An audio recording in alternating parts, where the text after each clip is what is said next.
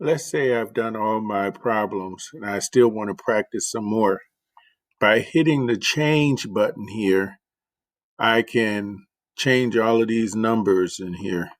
So, but first you have to authorize it. So by hitting the change button, it'll say running script and it should give me I'm looking. There you go. They want me to authorize it. So I press continue.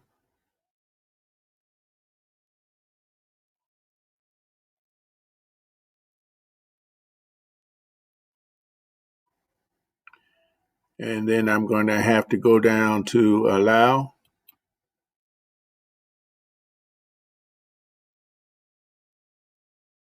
So now when I hit the change button again, it will change these numbers over here.